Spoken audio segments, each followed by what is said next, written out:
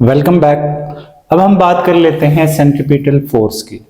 Centripetal force क्या है, उसकी डेफिनेशन यहाँ पे मैंने लिखी है। The net force that causes particle to undergo centripetal acceleration is known as centripetal force. वो नेट फोर्स जो कि किसी पार्टिकल को मजबूर करती है कि वो सेंट्रीपिटल एक्सेलरेशन कॉज करे, ऐसी नेट फोर्स को आप क्या कहेंगे? सेंट्रीपिटल फोर्स कहेंगे।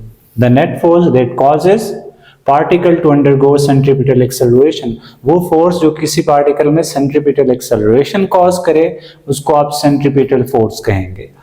अब इसकी नोटेशन क्या है? सेंट्रीपिटल एक्सेलरेशन को F सब C से डिनोट करते हैं। F के सबस्क्रिप्ट में आपने स्मॉल c लिखना है, तो ये इसकी नोटेशन या FC से आप इसको जाहिर करेंगे। इसके बाद इसकी नेचर क्या है? ये फिजिकल क्वांटिटी वेक्टर क्वांटिटी है क्योंकि इसकी मैग्नीट्यूड और डायरेक्शन दोनों मौजूद हैं।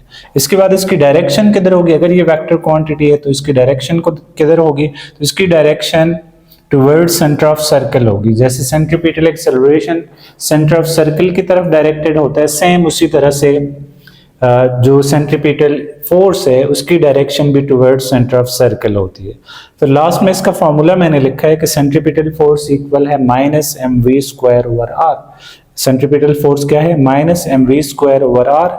अगर इसको आपने वेक्टर फॉर्म में लिखना है तो आपने यहाँ पे साथ में यूनिट वेक्टर आर लिखना है। अगर इसकी जस्ट स्केलर फॉर्म लिखनी है तो ये इसकी स्केलर फॉर्म होगी minus mv square over r, और माइनस यहाँ पे इसकी डायरेक्शन बताता है कि जो कि टुवर्ड सेंटर ऑफ सर्कल होगी। फिर इसके बाद हमने इसकी एक्सप्लेनेशन एंड डेरिवेशन की बात करनी है। तो मैंने यहाँ पे सेम वही डायग्राम रखी है कि एक पार्टिकल है जो कि जिसका मास m है और किसी भी सर्कुलर पाथ पे मूव कर रहा है जिसका रेडियस r है, और इस पूरी मोशन के अंदर जो स्पीड है, इस पार्टिकल की जो स्पीड है वो यूनिफॉर्म रह रही है। मतलब यहाँ पे जो मैग्नीट्यूड ऑफ वेलोसिटी है और यहाँ पे जो मैग्नीट्यूड ऑफ वेलोसिटी है वो सेम है, जस्ट डायरेक्शन चेंज हो रही है जिसकी वजह से एक एक्सेलरेशन प्रोड्यूस होता है जिसको मैंने AC से डिनोट किया है। तो ये दोबारा देख लें। Consider a particle of mass m moving on a circular path of radius r।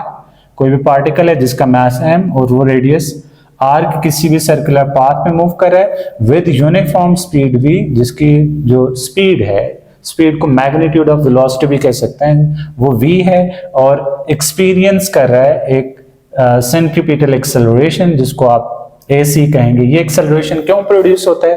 Previously आपने देखा है कि ये डायरेक्शन के चेंज होने की वजह से प्रोड्यूस होता है, और सेंट्रीपिटल एक्सेलरेशन आपने देखा था minus v square over r के इक्वल होता है।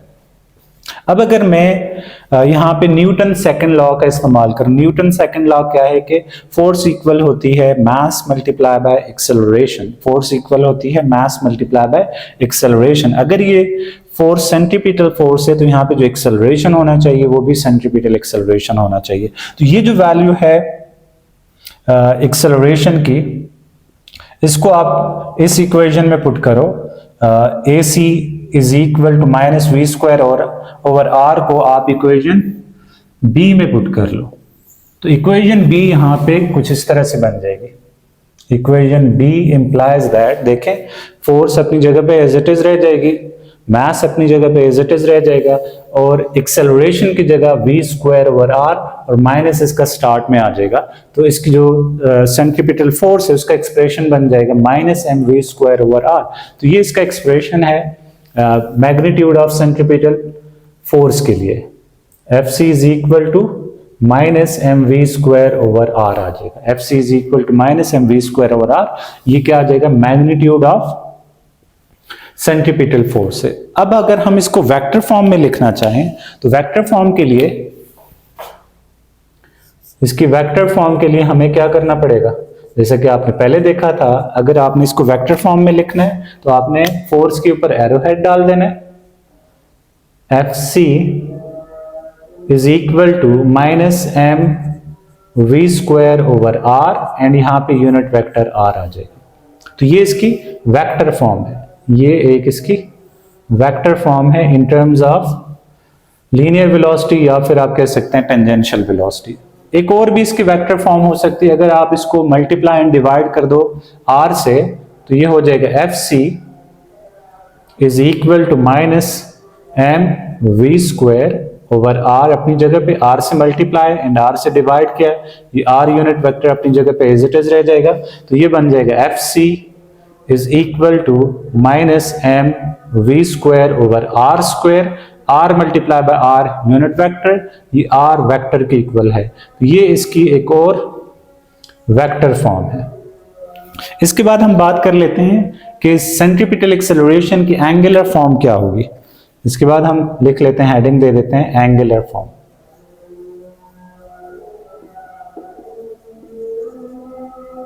एंगुलर फॉर्म के लिए हम क्या करेंगे कि हम कहेंगे कि जैसा कि हमें पता है इस इक्वेशन से, इसको हम इक्वेशन सी कह देते हैं। Equation C implies that, equation C क्या है, F C is equal to m v square over r with negative sign. यहां पे आपने क्या करना है, ये लीनियर वेलोसिटी से जान छुड़ानी है। कैसे छुड़ा सकते हैं, यहां पे आप आर ओमेगा पुट कर लो, तो एफ सी इक्वल हो जाएगा माइनस एम, वी की जगह आपने आर ओमेगा पुट कर लेना है, डिवाइडेड बाय आर अपनी जगह पे, यहाँ पे ऊपर स्क्वायर भी है। तो ये यहाँ पे मैं इसको यहाँ पे लिख लेता हूं कि F C is equal to minus M R square omega square divided by R आ जाएगा, एक आर के साथ कट जाएगा। तो F C is equal to minus M R omega square हो जाएगा। अब आप इसमें भी आप इसकी वेक्टर फॉर्म लिख सकते हैं, ठीक है। ये इसकी कौन सी फॉर्म आ गई, स्केलर फॉर्म है। एंगुलर सेंट्रीपिटल फोर्स की ये स्केलर फॉर्म है in terms of angular velocity.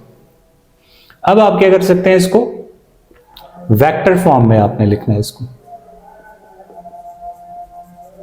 Vector form के लिए आप क्या करेंगे कि एफ सी इक्वल है minus M R omega square, minus M R omega square, और यहां पे यूनिट वेक्टर आर लिख लें और इसके ऊपर एरो हेड डाल दें, तो ये इसकी वेक्टर फॉर्म बन जाएगी।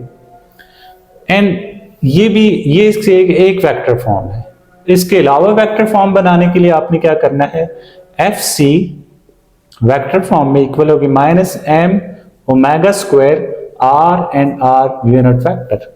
ये मैग्नीट्यूड ऑफ आर है और ये उसकी डायरेक्शन है। मैग्नीट्यूड और डायरेक्शन दोनों को मिला लें तो आपके पास क्या बन जाता है, F C is equal to minus m omega square r vector बन जाता है। तो ये इसकी एक और वेक्टर फॉर्म है। ये भी वेक्टर फॉर्म करेक्ट है, ये भी करेक्ट है।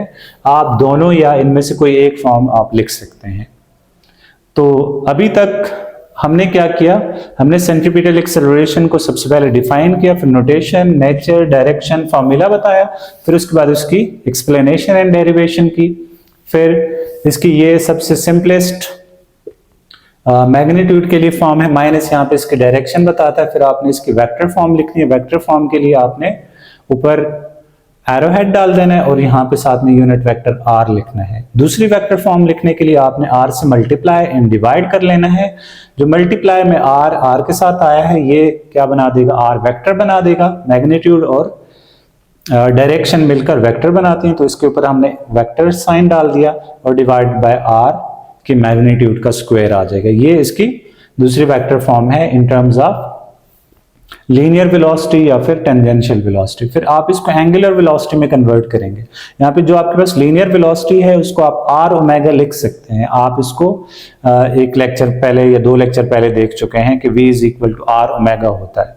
तो आप इसकी जगह क्या लिख सकते हैं, v की जगह आर ओमेगा लिखेंगे तो ये हो जाएगा r square omega square divided by r, अपनी जगह पे आर के साथ कट जाएगा। तो ये क्या बन जाएगा, F C is equal to minus M R omega square. ये इसकी स्केलर फॉर्म है एंगुलर फॉर्म के अंदर। अब इसकी वेक्टर फॉर्म लिखनी है तो आपने इसके ऊपर एरो हेड डाल देना है और यहाँ पे यूनिट वेक्टर आर आ जाएगा। दूसरी वेक्टर फॉर्म लिखने के लिए आर को आप आर यूनिट वेक्टर के साथ लिख लें, फिर r into r unit vector क्या बनाएगा, वेक्टर आर बना देगा। तो ये इसकी दूसरी वेक्टर फॉर्म है। होप सो यहां तक आपको समझ आ गया होगा। अच्छा, इसमें एक और चीज है, वो आपके पास एक और तरह की फोर्स भी इन्वॉल्व होती है जिसको आप सेंट्रीफ्यूगल फोर्स कहते हैं। सेंट्रीफ्यूगल फोर्स को मैं यहाँ पे थोड़ा सा रफली समझा देता हूँ कि सेंट्रीफ्यूगल फोर्स होती क्या है। इमेजिन सेंट्रीपिटल फोर्स की डायरेक्शन यहाँ पे अगर आप देखें तो centripetal acceleration and centripetal force की direction towards centre of circle होगी। यहाँ पे सेंट्रीपिटल फोर्स है उसकी direction towards centre of circle होगी। यहाँ पे सेंट्रीपिटल फोर्स की direction towards centre of circle होगी। यहाँ से आप अगर सेंट्रीपिटल फोर्स को देखेंगे इसकी direction towards centre of circle होगी। हर एक जगह पे आप देखें तो सेंट्रीपिटल फोर्स की direction towards centre of circle रहती है। अब आप न्यूटन थर्ड लॉ को अगर आप देखें तो वो कहता है कि हर एक्शन का इक्वल और अपोजिट रिएक्शन होता है।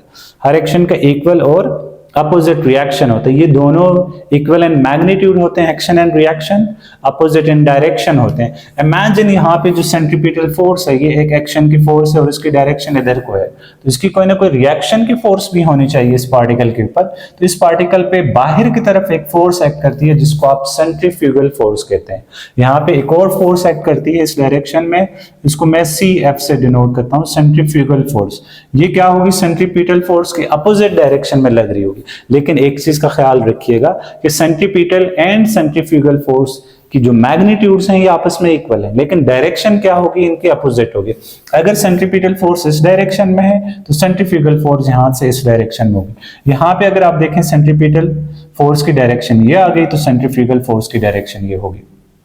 लेकिन एक चीज का यह ख्याल रखिएगा कि जो सेंट्रीपिटल फोर्स होती है Fc वो अगर -mv²/r है तो सेंट्रीफ्यूगल फोर्स Fc ये भी इक्वल होगी mv²/r, लेकिन इसके साथ कोई भी माइनस साइन नहीं होगा। सेंट्रीफ्यूगल फोर्स की भी मैग्नीट्यूड उतनी ही होगी जितनी सेंट्रीपिटल फोर्स की है, जितनी जो कि mv²/r है। दोनों की मैग्नीट्यूड्स इक्वल हैं, लेकिन एक में देखें आप साइन नेगेटिव है जो कि टुवर्ड्स सेंटर ऑफ सर्कल की तरफ पॉइंट आउट कर रहे हैं, और दूसरे केस में कोई भी माइनस साइन नहीं है। इसमें इसकी डायरेक्शन जो कि रेडियस की डायरेक्शन है उधर ही को इसकी डायरेक्शन होगी सेंट्रीफ्यूगल फोर्स की।